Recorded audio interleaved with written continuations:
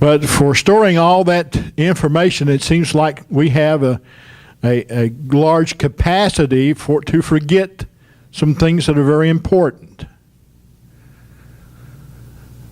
God never wanted them to forget that He had brought them out of the land of bondage.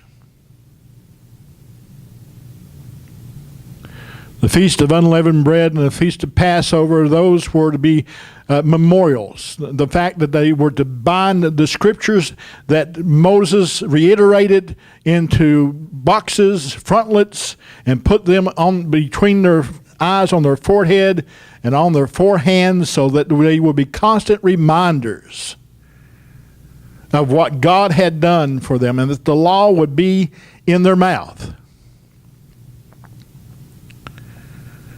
If we're not careful, we will forget the important things.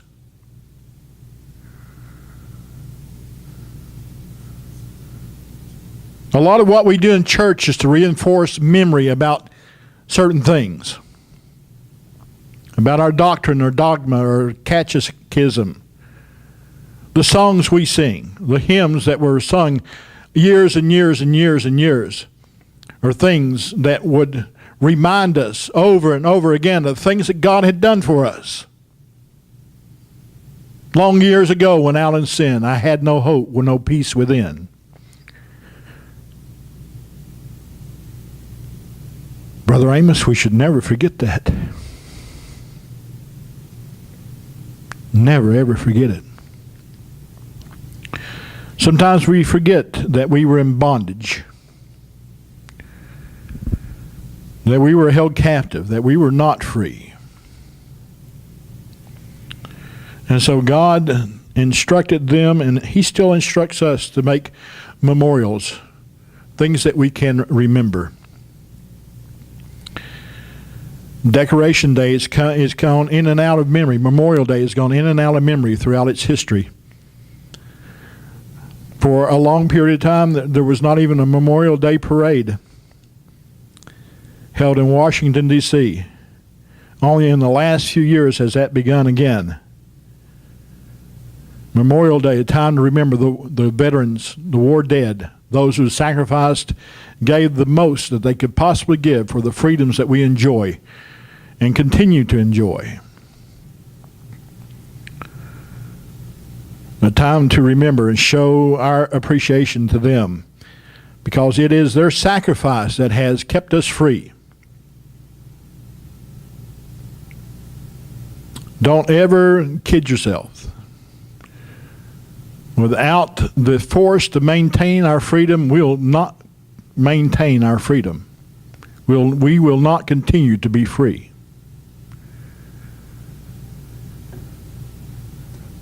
So we ought to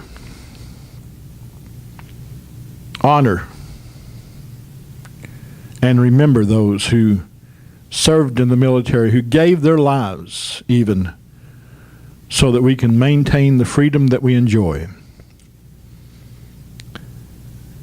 In December 2000, a National Moment of Remembrance resolution was passed, which asked that at 3 o'clock local time, all Americans to voluntarily and informally observe in their own way a moment of remembrance and respect, pausing from whatever they're doing for a moment of silence or by listening to taps.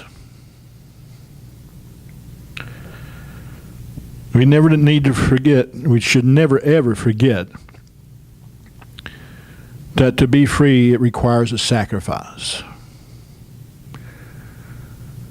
For the freedom we enjoy as American citizens, it required the sacrifice of men and women throughout the history of this country so that we could remain free, so we could have that freedom. For us to be free today as Christians, it required a sacrifice. The sacrifice that only Jesus, the Son of God, could give. Being nailed upon a cross. We have two crosses, one on each side of the platform up here. Sometimes I think when we walk in, we don't even see those. They kind of passed out of our memory. The American and the Christian flags in each corner at the back of the auditorium. Unless we're cleaning, we probably walk in here and never see them. That's because of our memories. We conveniently or sometimes very easily put things out of our memory. We forget about things. And so God required that we have memorials. They were told to do some physical things, to observe this feast, to keep it in this way. They were told to put the scriptures concerning those things in little boxes and bind them to their hand and to their foreheads, be a reminder. It's a practice that the Pharisees picked up again in the New Testament. Jesus accused them, and rightly so, of making their phylacteries overly large so they would draw a great deal of attention to themselves when they wore them.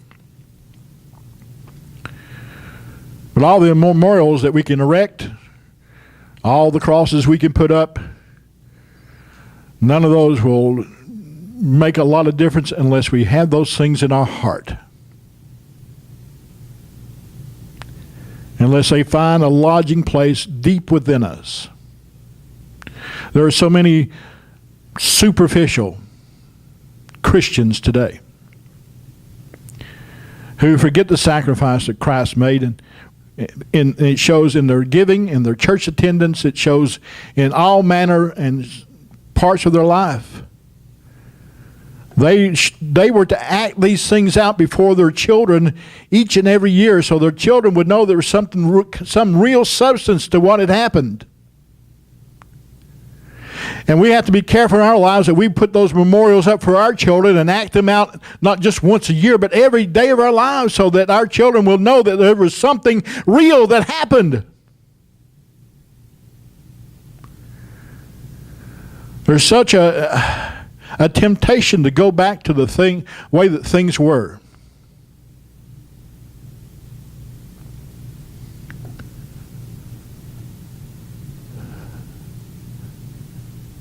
And if we go back to doing what we used to do and living the way we used to live and carrying on the way that we used to, or never ever make a change,